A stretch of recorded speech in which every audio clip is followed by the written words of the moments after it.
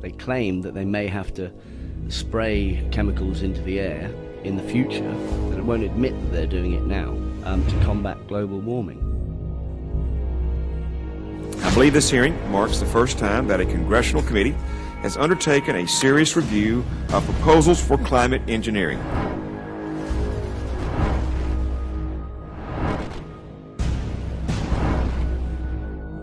Chemtrails go from horizon to horizon, and they spread, and they crisscross, and they go next to one another, and pretty soon the whole sky is cloudy. Preliminary research suggests that we could rapidly and relatively cheaply put tiny particles high in the stratosphere, and that this would cause the Earth to cool quickly. This is about how we engineer the planet. It's about the fact, an uncomfortable fact, but it is a fact. We have the technical ability to do this.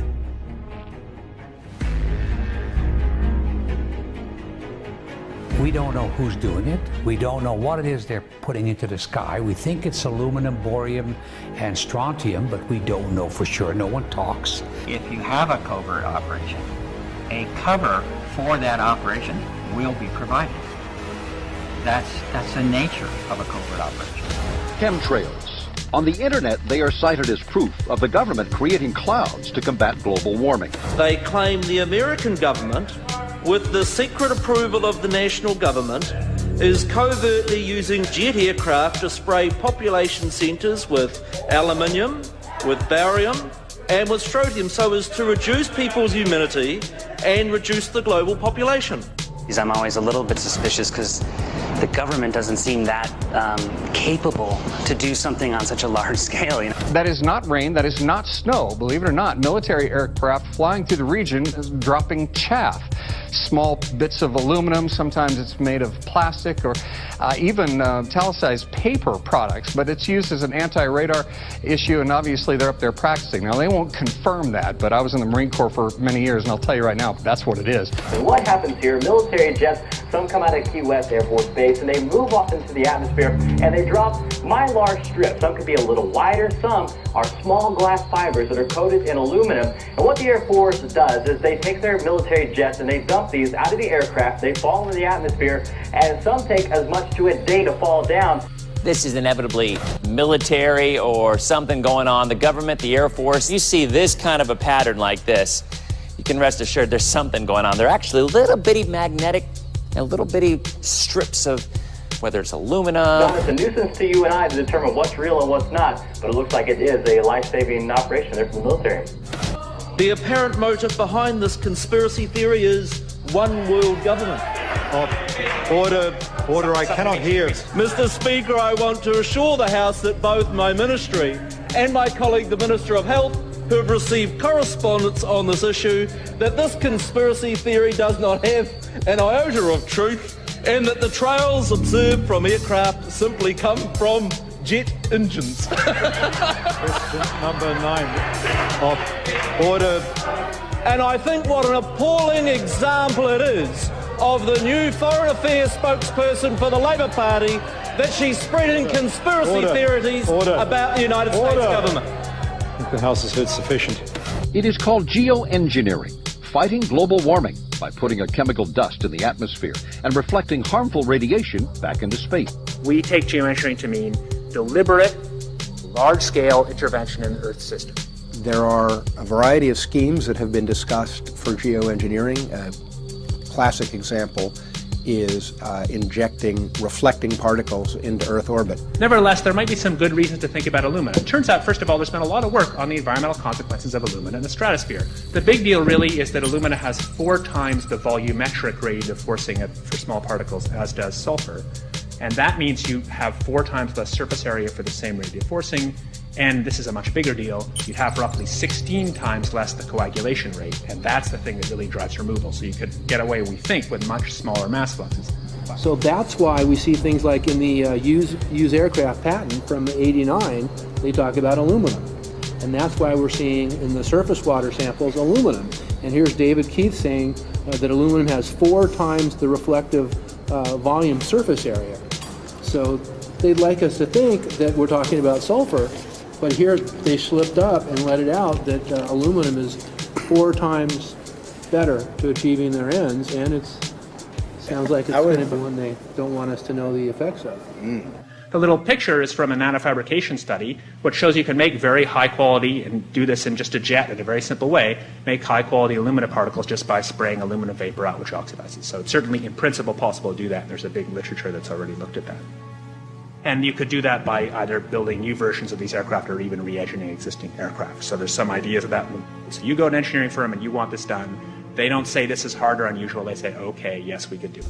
We've seen this for so long now, and it's been ramped up at such a steady pace that people have simply become used to skies like this. Anybody who thinks grid patterns like this are natural should recheck their reality. This is anything but natural. We seldom see blue skies anymore. Skies like this have all too often become the norm. Unfortunately, most people don't even look up. I think at times you could start the sky on fire, nobody would notice. It's exactly what geoengineering patents call for: solar obscuration, to block the sun with toxic metal particulates.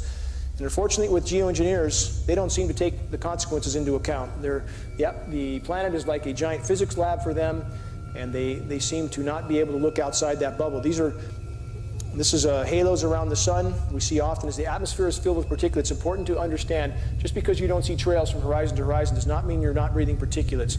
We seldom see blue skies anymore. They're a silvery white color, especially in the mornings or the afternoons. If you look to the east or to the west and you block the sun with something, you can see the air is very silvery white. This is indicative of an atmosphere saturated with particulates.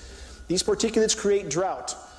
This is a very known and not disputed effect of geoengineering. As you saturate the atmosphere with particulates, you diminish rain. People need to get this through their head. This is not about seeding to increase rain. This is about creating artificial clouds, which reduces rain.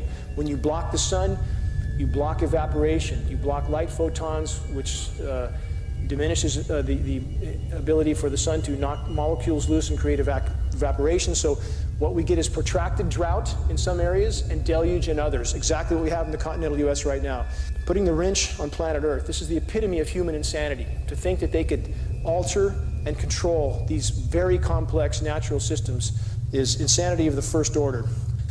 Weather as a force multiplier, a term I mentioned a minute ago, owning the weather in 2025. This is a stated U.S. military objective, to own the weather in 2025. And I do not mean to imply that the U.S. military is the only player in this game. We have China and Russia on the other end of the fence, and at this point it's a tug of war with the atmosphere, and the American public appears to be one of the victims in this equation. And it appears that there are other internal objectives against the American people to control food supplies, control water supplies, control water rights, and so forth. Global warming and global dimming. Global dimming is something people should be familiar with as well. As of the latest reports, 22% of the sun's direct rays no longer reach the surface of the planet. They're being blocked. The planet is literally encased in a cocoon of toxic metals. Yes, pollution is a part of this problem, but we believe a small part in comparison to the geoengineering influences is horrific, one of which is vitamin D deficiency, of which 98% of the U.S. population is now deficient in vitamin D. The host of diseases and ailments that ensue from that is horrific, not to mention the fact that we are breathing these particulates. So photosynthesis for plants, another issue. You can't block the source of life on planet Earth without consequence. Scientists seek to legitimize geoengineering while acknowledging its catastrophic effects. Again, the scientists, and many of which I know, are little concerned with the consequences of their experiments. They're just, they look at the planet as a giant physics lab for them to carry out their little operations. Obama's geoengineering program, Poison from the Sky. Obama's science advisor, John Holdren, strong advocate for these programs. The Obama administration, in fact, since he has taken office, these programs have been ramped up yet again. They go back a long way, but they're going for broke now. It appears that they're doubling down on the damage they've already done. It's like Corexit in the Gulf of Mexico. What did they do? Did they try to acknowledge the mess in the Gulf of Mexico, the oil spill? No, they tried to hide it with a chemical disbursement called Corexit, which by some reports made the toxicity in that region 52 times greater, but they don't care. The goal is to hide the damage they've done, hide the crimes already committed. What are we dealing with? So many people ask this question, why would they do this? If they're doing it to themselves, why would they do it? First and foremost, we're not dealing with sanity. Jack Nicholson puts a good face on that, I think. And we can look back and see that anybody who would detonate 1,800 nuclear bombs on planet Earth, which contaminated all life forms on Earth, is not sane in any way, shape, or form. And the definition of clinical insanity, and we are talking about 4% of the population, by the way, that's psychopathic. They have no consciousness of the comprehension, or no comprehension as to the consequences of their actions, even to themselves. So that's something that must be considered. Has any such testing gone on that we know about? Absolutely. Every day there's more data coming out about not other governments alone, but our government testing on its own people, its own soldiers. And again, our military is full of very, very dedicated, honorable people, full of them. But there are scientists, and there are some in power that use such dedicated and honorable people as pawns in this equation. People who use an excuse that, well, this can't be happening because they wouldn't do it to themselves, that excuse doesn't hold water. Weather warfare. This is going on right now. We appear to have China and Russia on one side of the fence, the NATO countries on the other. The atmosphere has become a battlefield, a very covert battlefield with all life on Earth at stake. Mechanics, airline executives, and doctors talk about Project Cloverleaf. Many ask, are there just military tankers in these programs, or is there commercial aircraft? In fact, with GPS tracking, commercial aircraft have been identified from the ground, leaving particulate trails, and Project Cloverleaf appears to be the outline for this.